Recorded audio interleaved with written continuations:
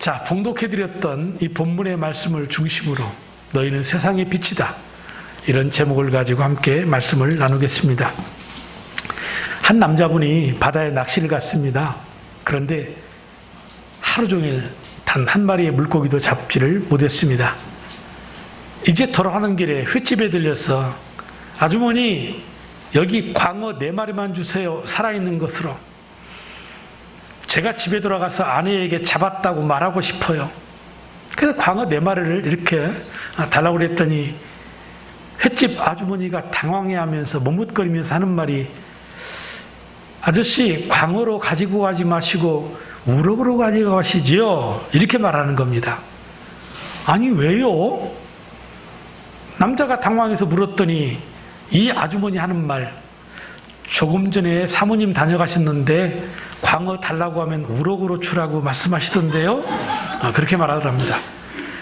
너무나 좋습니다. 일부 때는 안 웃더라고. 좀 긴장감을 좀 해소했으면 좋겠다 싶어가지고, 저하고 싸우자고 지금 오신 것도 아닌데 딱 이러고 있으니까 긴장감을 해소하자고 이렇게 웃겼는데 일부 때는 안 웃어요. 근데 웃어줘서 감사합니다. 우리 남자들이 잘 모르는 게 있습니다. 여자들이 남자보다 한 수 위다. 이걸 깨닫고 살아야 할 것 같습니다. 말씀드린 것처럼 설교자에 이런 말씀을 드리는 것은 좀 마음의 문을 열었으면 좋겠고 긴장을 좀 해소했으면 좋겠다, 이런 생각 때문입니다. 그리고 우리가 설교의 말씀을 듣다 보면 하나님이 이렇게 해라 저렇게 해라 자꾸 말씀하시는 것 같으면 마음이 좀 부담감이 있습니다. 그런데 하나님이 누구를 위해서 그렇게 말씀하실까? 바로 나를 사랑하셔서 나를 위해서 그렇게 하신 말씀이다 생각하시고 그 말씀 듣고 순종하면 하나님의 축복을 경험할 줄로 믿습니다. 자, 먼저 그림 한 점을 보고 시작하겠습니다. 자, 이 그림은 별이 빛나는 밤이라는 그러한 작품입니다. 고흐의 대표적인 작품 중에 하나로 알려져 있습니다. 저 짙푸른 하늘에 노란 별들이 빙빙빙 돌아갑니다. 무려 11개의 별이 이 몽환 쪽으로 묘사한 그림입니다. 이 그림을 바라보는 많은 시각들이 있지만 그 중에 교회를 바라보는 시각이 있어서 여러분들과 함께 나누기를 원합니다. 이 네덜란드 화가인 빈센트 반 고흐는 한때 전도사였습니다. 작은 탄광촌에서 목회를 했던 고흐는 탄광에서 일하는 성도들에게 늘 사랑과 많은 관심을 쏟았습니다. 그런데 어느 날 탄광에 매몰 사고가 발생해서 많은 인명이 상하는 그런 사고가 있었던 것입니다. 교단에서는 6개월간의 전도를 많이 하면 내가 너에게 목사 한 수를 주겠다, 그랬었습니다. 그런데 전도는커녕 이러한 끔찍한 사고가 남으로 말미암아 탄광은 정말 칠흑 같은 어둠과 같은 곳으로 변해버린 것입니다. 고흐는 이 생명을 잃고 아파하는 그 주민들을 공감하면서 이 별이 빛나는 밤, 이 그림을 그렸는데 이 그림을 우리가 살펴보면 그림 안에 노란 빛이 보일 겁니다. 그리고 이 화면으로는 잘 보이지 않습니다만 이 마을의 주민들의 가정에서 노란 불빛이 흘러나옵니다. 이 노란 불빛은 주님의 은총을 나타내는 것입니다. 그런데 이 그림을 보십시오. 그 중앙에 교회가 있습니다. 그런데 교회에서는 어떤 불빛도 새어나오지 않는다라는 것입니다. 하나님은 우리의 고통과 아픔이 있는 곳에 늘 관심을 갖고 찾아오셔서 우리를 돌봐주십니다. 그러나 교회는 이 세상에 빛을 내라고 세워주신 곳인데 하나님의 은총의 빛이 흐르고 있지 않다라는 이러한 시각을 말하는 것입니다. 과연 이 시각대로라면 교회는 이 세상에 빛을 발하라고 세워줬는데 빛을 발하지 못하는 교회다? 그렇다면 교회는 더 이상의 교회가 아닌 것입니다. 그리고 우리 성도들을 주님의 제자로 부르셔서 우리로 하여금 이 땅에 빛을 발하라고 했는데 우리 역시 빛을 발하는 삶을 살지 못한다면 과연 우리는 성도 맞는가? 이런 질문을 해볼 수밖에 없는 것입니다. 이런 이야기를 서두부터 드리면 여러분 무거운 마음일 수 있겠지만 내가 어떻게 빛된 삶을 살지? 나 같은 사람이? 내가 어떻게 거룩한 삶을 살지? 나는 할 수 없어. 이렇게 말할 수 있을지 모르겠습니다. 아니, 여러분만 그러는 게 아닙니다. 저 자신도 마찬가지입니다. 그래서 우리는 이 점을 분명히 알아야 합니다. 우리에게는 어떤 빛도 없다. 우리가 예수 믿기 이전에 우리는 어둠이었습니다. 우리에게 무슨 빛이 있었습니까? 세상이 말하는 착함? 주님이 말하는 빛은 그런 단순한 빛만을 의미하지 않습니다.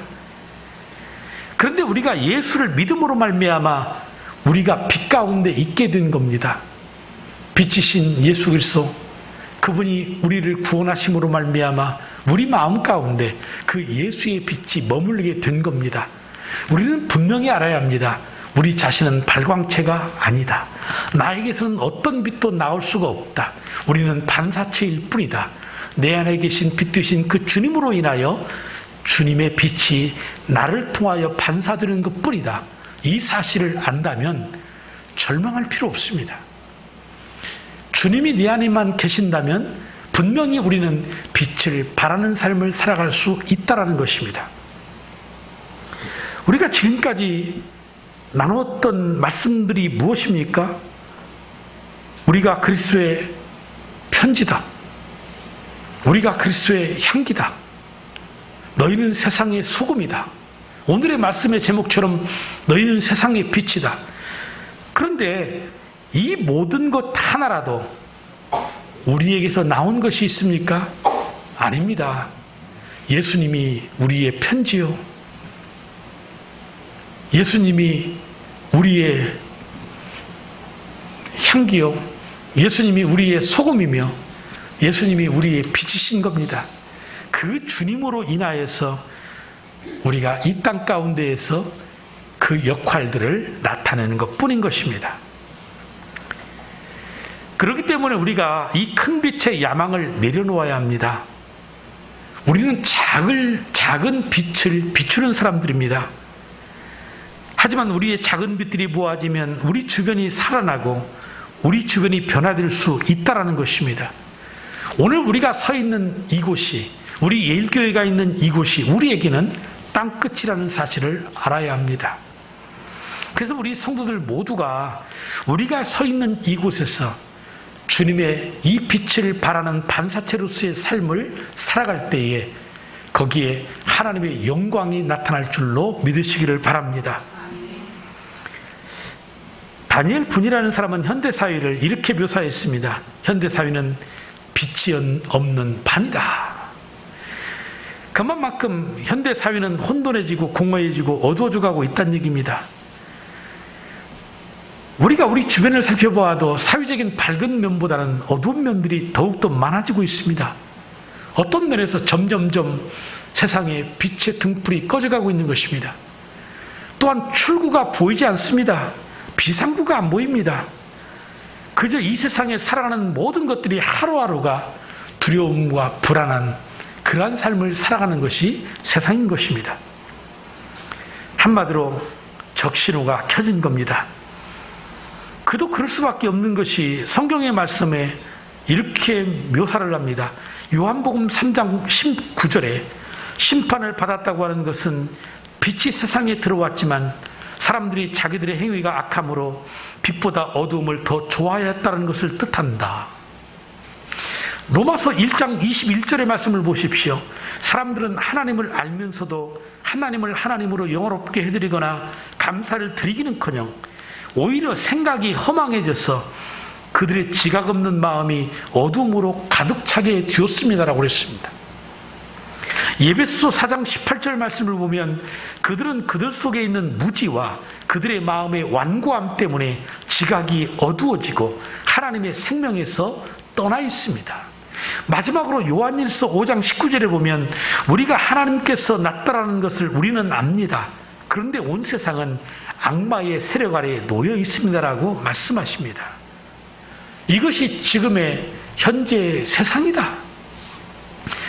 세상은 어둠으로 가득 차 있다. 그런데 이런 세상 속에 살아가는 우리를 향하여 주님이 뭐라고 오늘 말씀하십니까? 너희는 세상의 빛이라는 겁니다. 여러분, 빛의 특징이 무엇입니까? 오늘 이 말씀 속에서 우리는 세 가지를 생각해 볼 건데, 첫 번째, 빛은 어두움을 내쫓습니다. 우리 아이들이 어릴 때 읽었던 동화책 가운데 그런 내용이 있을 거예요. 옛날 서당 선생님이 저녁에 드렸는데 학생들에게 이런 과제를 내줍니다. 지금 나가서 이 방안을 가득하게 채울 수 있는 것을 구해오거라. 아이들이 밖에 나가서 방안을 가득 채울 수 있는 게 뭐지?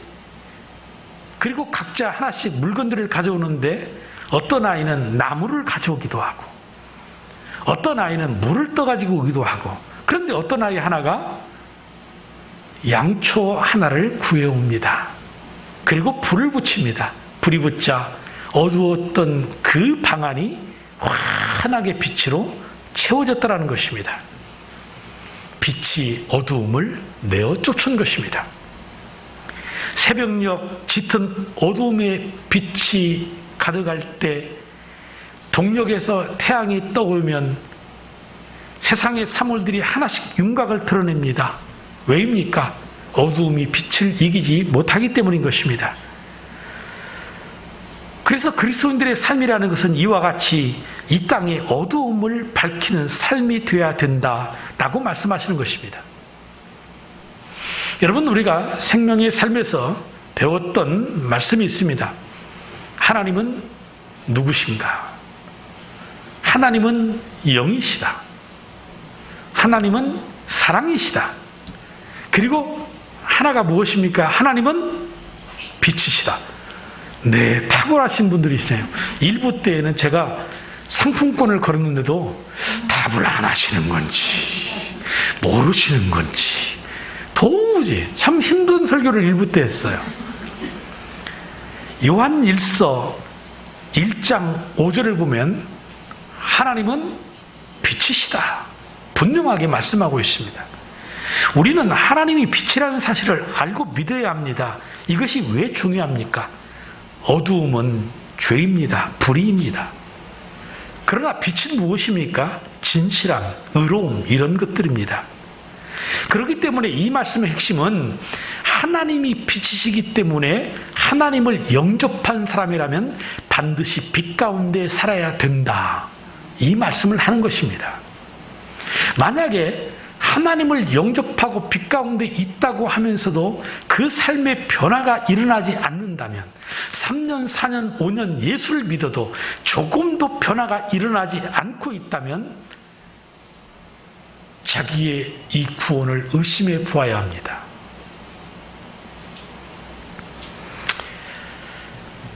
캘리포니아의 한 깽 부두목이 어느 날 빌리 그리암 목사님을 만났습니다. 그리고 예수의 복음을 전해 듣고 회심을 경험합니다. 내가 이제까지 악한 삶을 살았구나.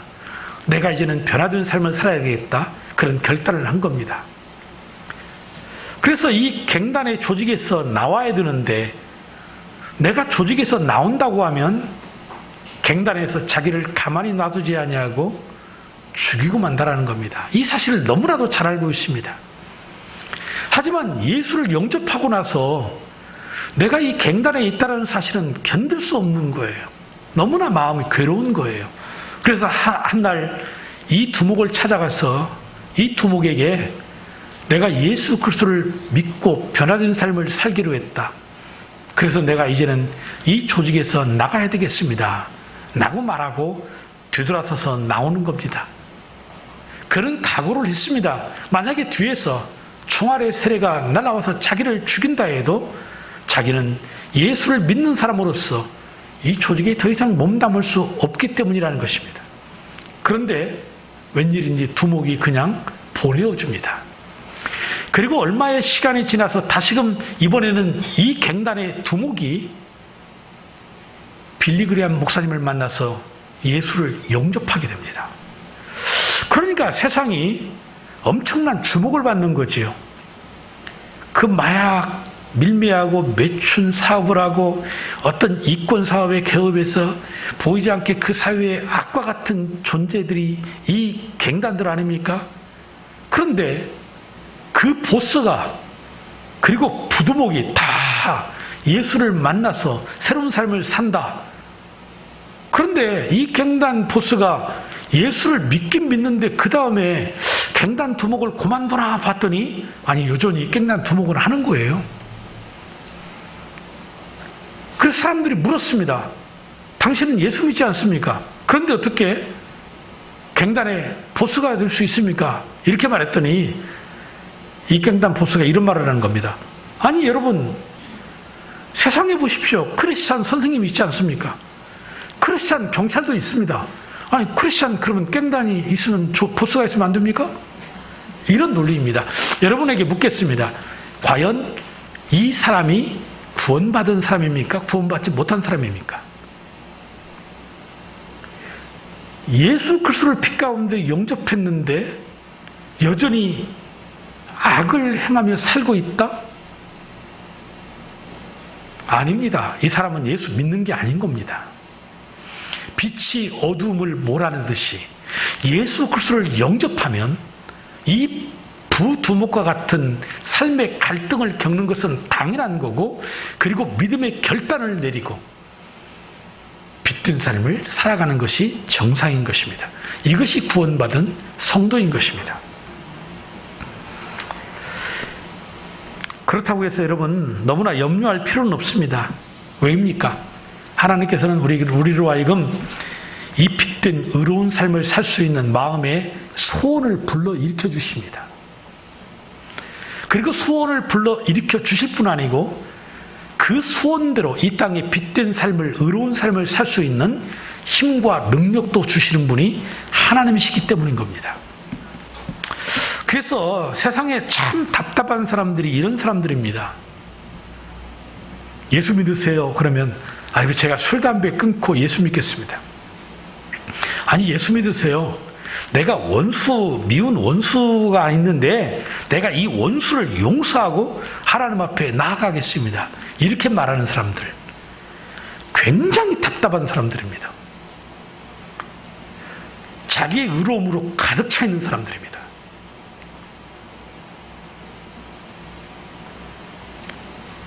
내가 내 마음대로 술, 담배 끊을 수 있고 원수도 용서할 수 있고 그런 사람이 뭐하러 예수 앞에 나오겠습니까?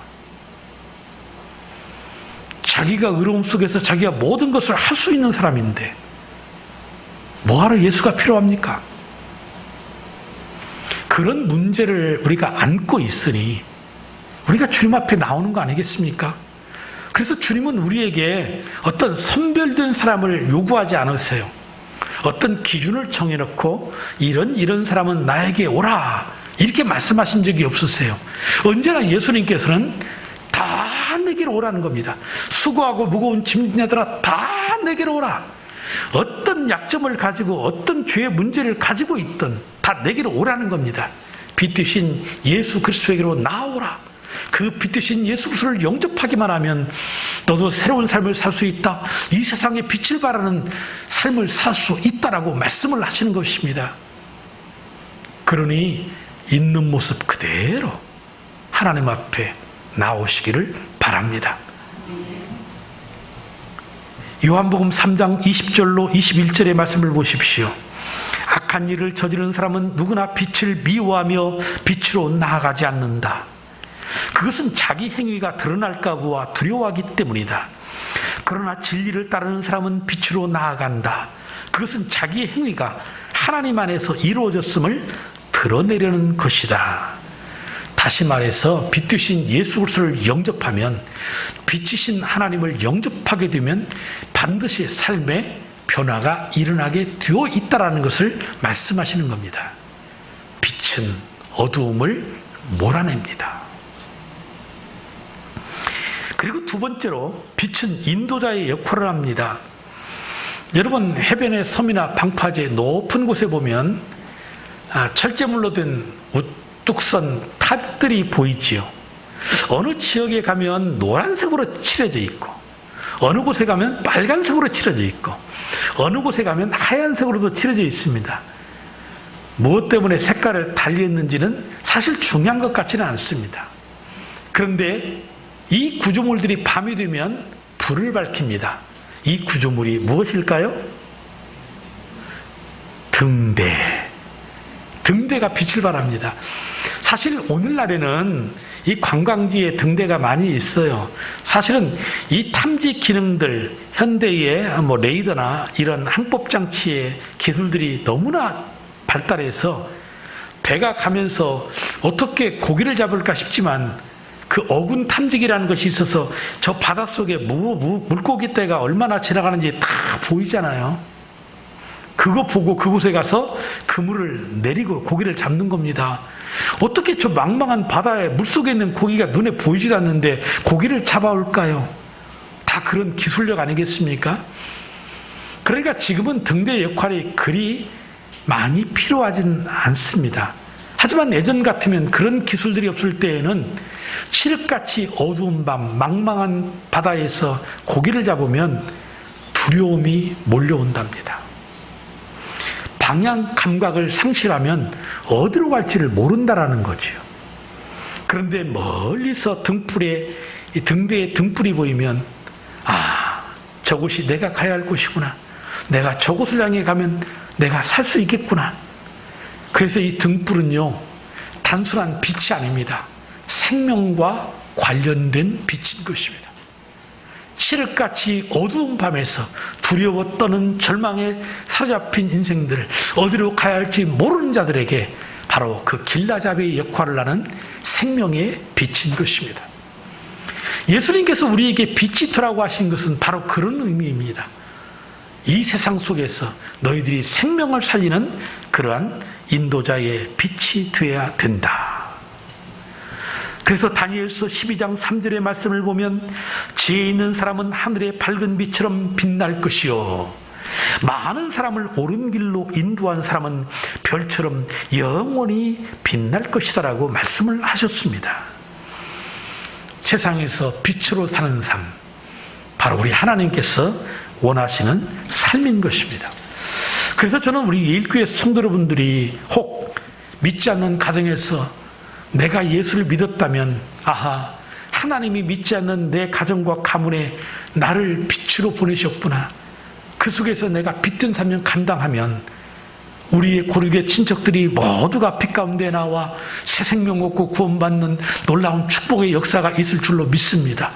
우리의 직장 일터 속에서 비록 불의가 가득하고 부조리가 가득할지라도 그 속에 내가 빛든 사명을 가지고 바른 삶을 살아갈 때 직장도 편할 수 있고 이웃도 편할 수 있는 곳이다. 목장 안에서도 우리의 일의 공동체 가운데서도 마찬가지입니다. 그 빛이 그 공동체를 살리는 것입니다. 그래서 에베소 5장 8절 말씀 속에서 이 바울 사도는 우리에게 이렇게 말합니다. 여러분들이 전에는 어두움이었으나 지금은 주 안에서 빛입니다. 빛의 자녀답게 사십시오. 이 말이 무슨 뜻입니까?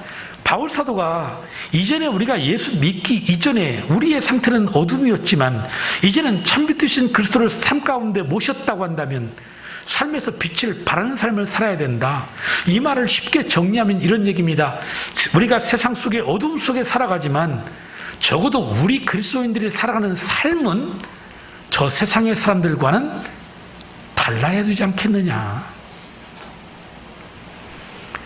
저 세상의 사람들과는 뭔가 다른 삶을 보여줘야 될 것이 아니냐. 바로 그런 이야기를 하고 있는 것입니다. 그래서 지금 세상은 빛을 발하는 성도들을 찾고 있는 것입니다.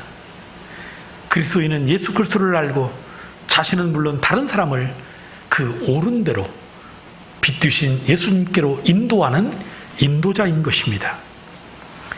저는 우리의 사랑하는 성도들이 이 빛의 삶을 살아서 많은 영혼을 구원하고 세상을 그리스도 예수 안에서 풍성한 그런 하나님의 은혜로 가득 채워가는 그런 삶 살아가시기를 주님의 이름으로 축복합니다. 빛은 인도하는 역할을 합니다. 그리고 마지막 세 번째, 빛은 드러나야 합니다. 오늘 14절 15절 말씀에 너희는 세상의 빛이다. 산 위에 있는 동네는 숨길 수 없다. 또 사람이 등불을 켜서 뒷박 아래에 두지 않고 등경 위에 둔다. 그래야 등불이 집안에 있는 모든 사람에게 환히 비친다라고 말씀하십니다. 예수님은 왜 우리들을 보고 빛이라고 하셨을까요? 그것은 우리가 앞에서 이제까지 살펴본 것처럼 영향력 때문입니다. 소금이 부패를 방지하는 것처럼 빛이 어둠을 몰아낸다. 이 영향력인 것입니다. 그래서 빛은 비춰져야 빛인 것이지 빛이 감춰져 있다면 무슨 크게 빛입니까? 빛의 역할을 못하는데. 그래서 그런 표현 쓴 겁니다. 사실은 우리나라에서는 이 돛박이라는 돼주라는 이야기를 하고 있지만은 사실 이스라엘 나라에서 보면 이 벽을 갉아서 한쪽에 벽을 갉아서 동굴에 벽을 갉아서 거기에다가 등잔을 놓는 겁니다. 그런데 우리의 현실로 보면 등불을 켜놓고 갑자기 바가지를 갖다 그 위에 덮어버린다? 그럼 불을 왜 켜겠어요? 불을 켜는 이유가 전혀 없는 거죠. 그래서 우리는 이 빛의 영향력, 빛은 어둠을 몰아내고 집안을 환하게 밝히기 위해서 돛박 안에 두는 것이 아니고 등경 위에 두는 거다. 높은 스탠드 위에 올려놓는 거다. 그러므로 모든 어둠을 다 몰아내고 집안을 환하게 밝혀주는 거다. 바로 그런 말씀을 하시는 것입니다. 바로 이것이 이 세상 속에서 우리 주님께서 우리로 하여금 빛이 되어라라고 하신 말씀의 의미인 것입니다. 그래서 우리 그리스도인들은 이 세상을 밝히는 빛의 사명을 감당해야 되는 것입니다. 그래서 구체적으로 그 사명을 우리에게 뭐라고 표현해 주셨습니까? 16절에 이와 같이 너희 빛을 사람에게 비추어서 그들이 너희의 착한 행실을 보고 하늘에 계신 너희 아버지께 영광을 돌리게 하여라. 이 말씀, 이 착한 행실이라는 것은 두 가지 의미가 있습니다. 첫 번째는 그 말 그대로 우리가 느끼는, 여러분 착하게 사십시오라고 말할 때 여러분들이 느끼는 그러한 단순한 성질을 말하는 겁니다. 그런데 그 다음에 하나의 뜻은 어떤 뜻이 있냐면 동일하게 착하게 사는 것 같은데 뭔가 저 사람은 달라. 이 다름. 그래서 이 다름을 어떻게 표현을 했냐면 참 매력적이다. 이렇게 말하는 겁니다. 똑같이 옷을 입었는데 한 사람에게는 좀 매력이 있어요. 뭔가 독특함, 구별된 게 있다는 얘기죠. 그래서 우리가 이 착한 행실을 단순히 세상 속에서 그냥 선하게 사는 삶이다 이렇게 말하는 것이 아니고 저 사람 선하긴 선한데 뭔가 다르네. 바로 이것이 매력, 구별됨입니다. 예수 믿는 사람의 착함에는 그래서 착한 일을 행함으로 오늘 말씀에 뭐라고 그랬어요? 하늘에 계신 너희 아버지께 영광을 돌릴 수 있도록. 사람에게 주목하지 아니하고 사람이 나에게 뭐라고 하든 사람들이 보든 보지 않든 내가 있는 그곳에서 내가 이 빛의 사명을 살아갈 때 이 착한 의로운 행실을 나타낼 때 사람들이 저 사람 분이 정말 하나님이 살아계신 것 같아. 저 사람은 뭔가 다른 것 같아. 내가 저 사람이 다니는 예일교회라면 나도 다니고 싶어. 바로 이런 매력을 발산한다. 그런 뜻인 겁니다. 우리가 믿는 예수님은 어두움이 있는 이 땅에 큰 빛으로 오셨습니다. 그러나 세상은 빛보다 어두움을 더 좋아해서 이 예수님을 영접하지 않았다고 그랬습니다. 그러나 예수님을 영접한 사람에게는 하나님의 빛의 자녀가 되는 권세를 주셨습니다. 여러분, 예수 믿는 사람에게 가장 큰 권세가 무엇인 줄 아십니까? 바로 이 세상의 빛으로 어두움을 밝히는 이 권세인 것입니다. 이것이 하나님의 자녀의 특권인 것입니다. 그러므로 우리 안에 계신 빛 되신 예수님을 우리는 세상에 비추는 삶을 살아가야 합니다. 이것은 예수님을 영접하지 않는 사람은 할 수 없는 일입니다. 오직 예수님을 마음의 빛으로 모셔드린 사람만이 할 수 있는 일인 것입니다. 우리가 예수님께서 세상의 빛으로 오신 분이라는 것을 믿는다면, 그 예수님을 우리의 마음속에 영접했다라고 한다면 이제 우리의 삶에도 그 작은 빛이 비추어지는 그런 삶을 살아야 합니다. 그래야 구원받은 성도인 것입니다. 말씀을 맺습니다.